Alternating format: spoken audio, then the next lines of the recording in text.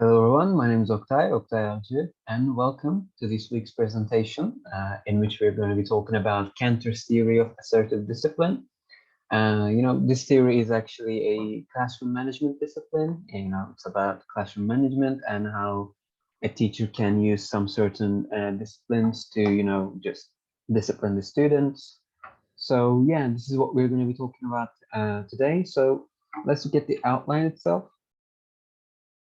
Well, the outline we have for today is that we are going to be first talking about Lee Cantor, the author of the, theory itself. And after that, we're going to look at the actual theory itself, Cantor's theory of assertive discipline. And then we're going to look at, how we can use Cantor's theory of assertive discipline, what kind of methods we can use in order to use it in our classrooms.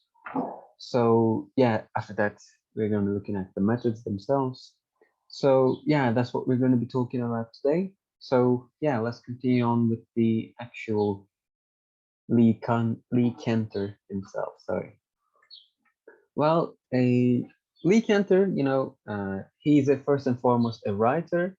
I have tried to look him up on the internet, but you know, I'm not so sure if he's a psychologist or educator. There hasn't been really that much talk on him on the internet, but he goes on by the title of a writer, but he's also known for his world-renowned expert, review of classroom management, which we're going to be talking about today. He is famous because, and he's known for because of what we're going to be talking about today, assertive discipline program. You know, for a long while, as you can see from here, like from ever since like 1976, assertive discipline program has been a staple in education, business, should I say. Yeah, so he's known for his assertive discipline, which we're going to be talking about now. But he's most likely an educator, but he goes on by the title of a writer. So we're going to be calling him a writer right now. So let's continue on with the assertive discipline program, and let's look at the theory itself. So, assertive discipline program is just a structure system for us teachers to enable, just enable our classrooms and manage our classrooms. It heavily focuses on the teacher and how the teacher, interacts with the students themselves. And as it's like in its core, it also has positive behavior and positive reinforcement strategies, as we mentioned previously before on like Skinner's theory. Although the name is a bit rude, assertive discipline, it's not actually a dictatorial way of teaching. So yeah, as like in its core, it has positive reinforcement with like if the students manage or behave properly, and we're gonna come to that later. So it's basically just a structured system for us teachers to use. So according to Canter, we as teachers have the right to decide what is best and what is not good for our students. And again, also according to Cantor, that no student should ever prevent any other students from learning. And as a teacher, you should be able to prevent such things with assertive discipline. So that's why, in order to prevent such situations like this, Cantor, proposed this theory of assertive discipline. And as a teacher, we should be able to use those. So what we should do as teachers is that we should have some very clear boundaries as to how we can, expect our students to act, behave, and work, so that the students know how they can behave, how they should behave, or how they shouldn't behave. So the students should know what these boundaries are, And any deviation from these boundaries should be met with an assertive action from the teacher. So what this basically means is that the students must know that in the classroom itself, there are boundaries that are given to them by the teachers. And if they are acting within the limits of these boundaries, they're going to get positive reinforcement. But if they deviate from these boundaries, or if they don't care about these boundaries and they go out of these boundaries, they're going to meet with negative consequences. So this is basically just that. But, however, again, if the teacher gives a firm, clear instruction and those instructions are met, they should be followed by positive reinforcement, as we mentioned before. You know, if the students act within the boundaries of your instructions, everything should be fine, and you should also, reinforce that, and they have done something good because they have stayed in the boundaries. But again, any deviation from the instructions should be met with negative consequences that the students have prior knowledge of. So you should tell your students both the positives and the negatives before you enforce the boundaries and enforce the rules that you're trying to instill to them. So the kids know that there should be, there are going to be consequences if they do something good and bad.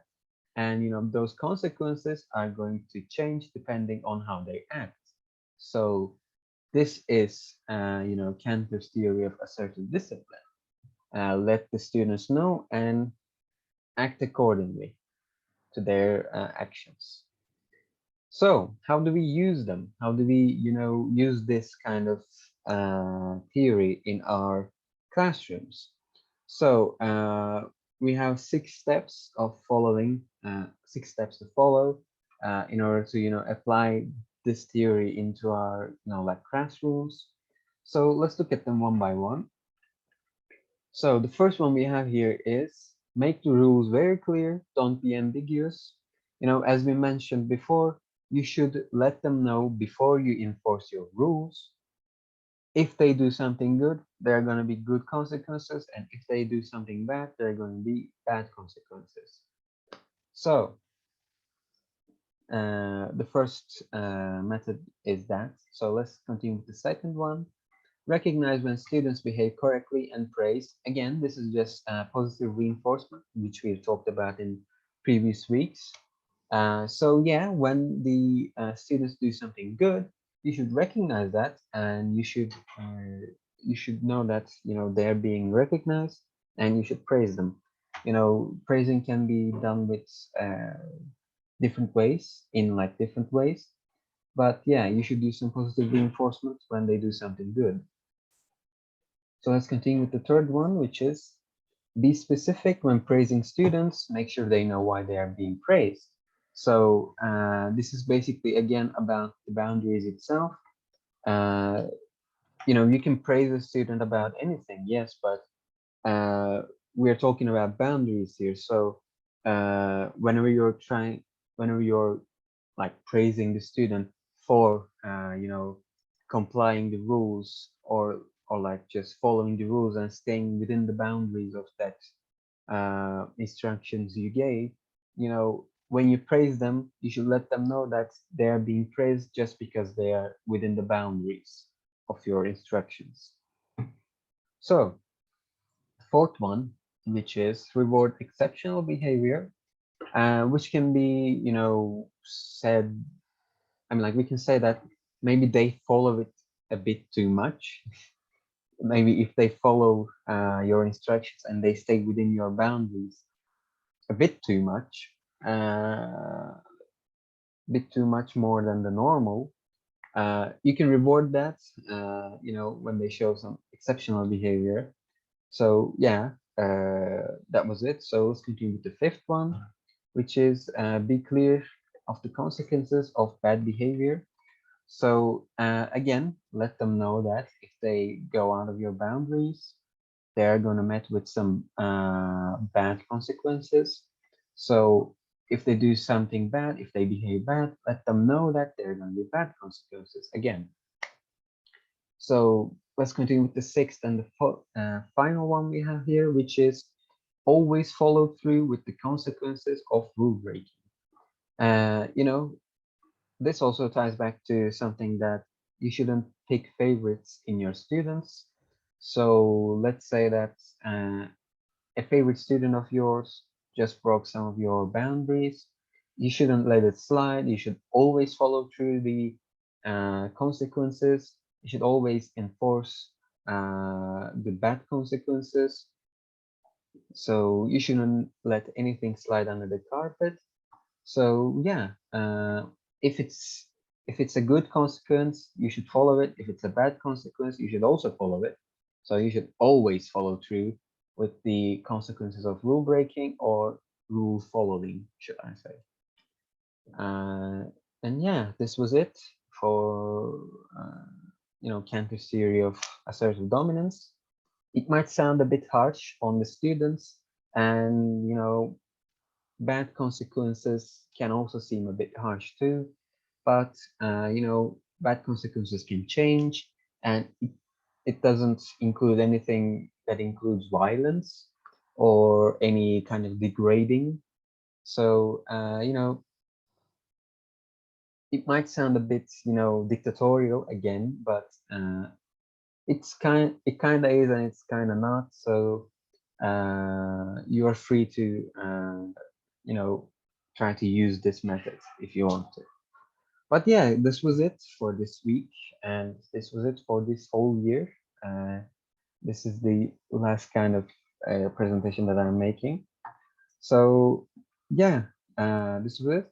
This was it. So I hope I can see you in the next year, I guess. So see you later. Until then.